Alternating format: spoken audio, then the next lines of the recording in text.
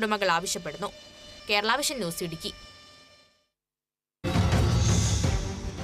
നിർമ്മാണം പൂർത്തിയായ തൃശൂർ കൊരട്ടി പടിഞ്ഞാറേയങ്ങാടി റോഡിന്റെ ഉദ്ഘാടനം സനീഷ് കുമാർ ജോസഫ് MLA നിർവഹിച്ചു.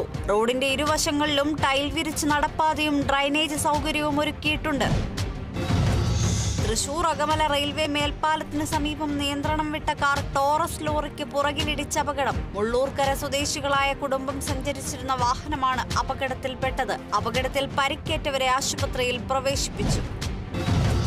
തൃശൂരിൽ പ്രായപൂർത്തിയാകാത്ത വിദ്യാർത്ഥിനിയെ പീഡനത്തിനിരയാക്കിയ സംഭവത്തിൽ ട്യൂഷൻ സെന്റർ ഉടമ ശരത് അറസ്റ്റിൽ. സ്ഥാപനത്തിൽ വെച്ച് പെൺകുട്ടിയെ പലതവണ ഉപദ്രവിക്കുകയും കുട്ടിയുടെ നഗ്ന ഫോട്ടോകൾ പെൺകുട്ടിയുടെ സുഹൃത്തുക്കൾക്ക് അയച്ചതായും പരാതി. തിരുവനന്തപുരം നെടുമങ്ങാട് പോലീസിനെ ആക്രമിച്ച് കൃത്യനിർവഹണത്തിന് തടസ്സം സൃഷ്ടിക്കുകയും പോലീസ് വാഹനത്തെ ആക്രമിച്ച് കേടുവരുത്തുകയും ചെയ്ത കുപ്രസിദ്ധ ഗുണ്ട ഷാനവാസിനെ അറസ്റ്റ് ചെയ്തു. ഇയാൾക്കെതിരെ PDPP ആക്ട് അനുസരിച്ച് കേസെടുത്ത പോലീസ് പ്രതിയെ കോടതിയിൽ ഹാജരാക്കി റിമാൻഡ് ചെയ്തു.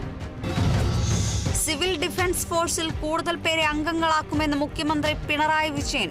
Kerala fire and rescue service അക്കാദമിയിൽ പരിശീലനം പൂർത്തീകരിച്ച 315 പരിശീലനാർത്ഥികളുടെ സംയുക്ത പാസിംഗ് ഔട്ട് പരേഡിൽ അഭിവാദ്യം സ്വീകരിച്ച് സംസാരിക്കുകയായിരുന്നു അദ്ദേഹം. ഡെൻമാർക്കിൽ നടന്ന world fire fighters games 2024 medal ജേതാക്കളായ ആൽവിൻ പോൾ, റെജിൻ വത്സൻ എന്നിവർക്ക് സ്വീകരണം സംഘടിപ്പിച്ചത് സെന്റ് ആന്റണീസ് ഇടവകയും കാരമുക്ക് ദേശവും സംയുക്തമായി.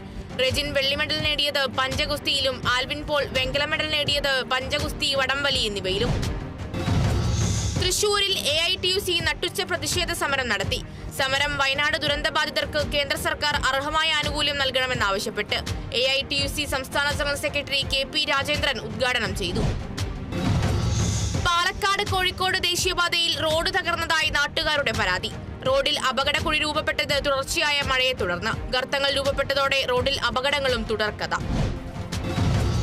ആലപ്പുഴ മാന്നാറിൽ ഡോക്ടർ MP വിജയകുമാർ അനുസ്മരണ സമ്മേളനം സംഘടിപ്പിച്ചു. പരിപാടി മന്ത്രി സജി ചെറിയാൻ ഉദ്ഘാടനം ചെയ്തു. MP വിജയകുമാർ ഗുരുദേവ ദർശനങ്ങൾ ഉൾക്കൊണ്ട വ്യക്തിത്വമെന്ന് മന്ത്രി.